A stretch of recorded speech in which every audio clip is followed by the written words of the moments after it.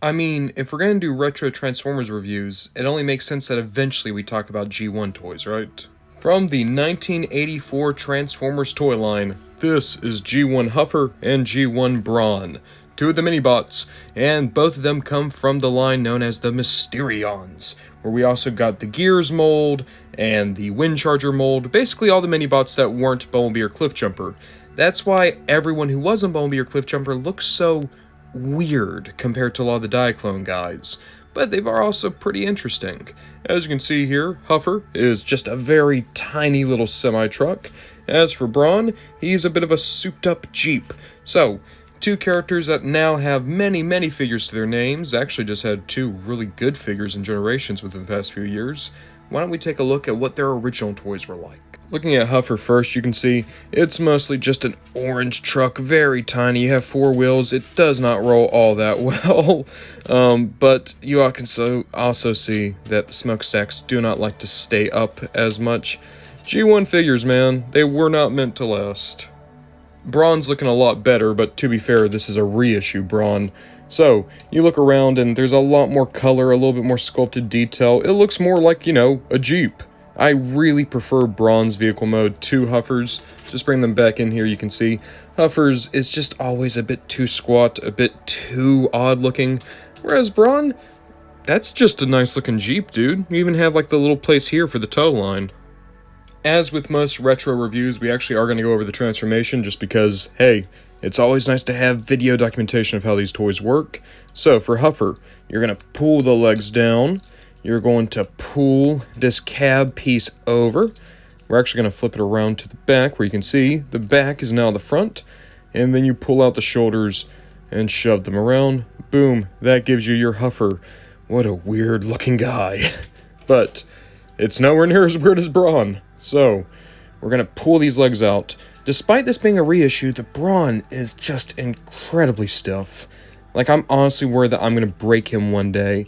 I don't know why it's so hard to get him moving, but yeah, once you actually coax the pieces into working, we're able to just start flipping things around.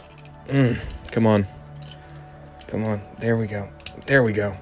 Arm panels are now out, so now we can, bring little fists around, and then bring down the legs the rest of the way. And if you thought Huffer was weird looking, check out Brawn.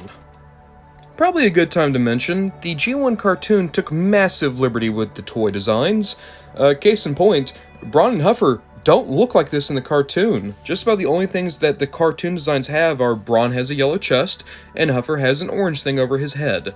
Everything else from the face designs, to the proportions, to really even how the transformations would work, were all inventions of the cartoon.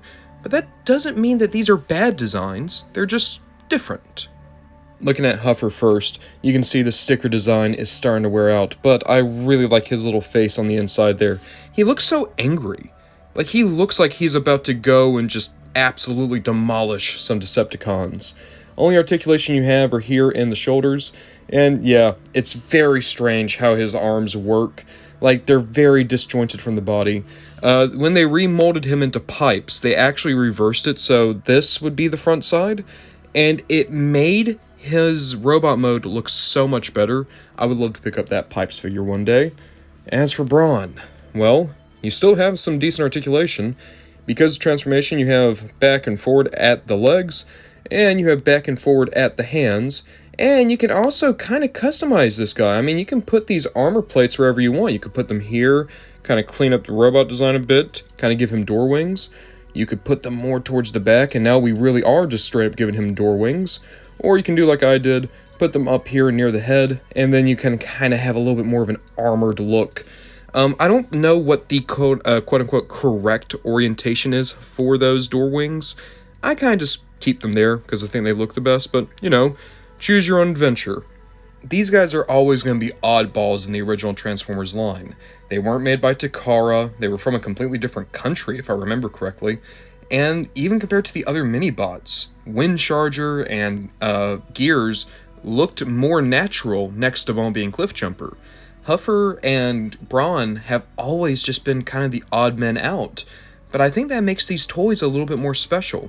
Specifically, I would love to see a modern redo of specifically Toy Brawn. I want to see a modern figure trying to do this design, not the cartoon design. As for Huffer, well, nowadays when we get new versions, they're much better at actually combining the cartoon with the toy. Whereas Brawn's toy design is probably just going to be left to the dustbin of history before too much longer. These are never going to be my favorite G1 toys. These aren't even my favorite Minibots. These aren't even my favorite Year 1 Minibots. But they are undoubtedly interesting little figures in their own rights that would go on to make some of the most interesting and iconic characters of the original '84 cast. And also Huffer was there too.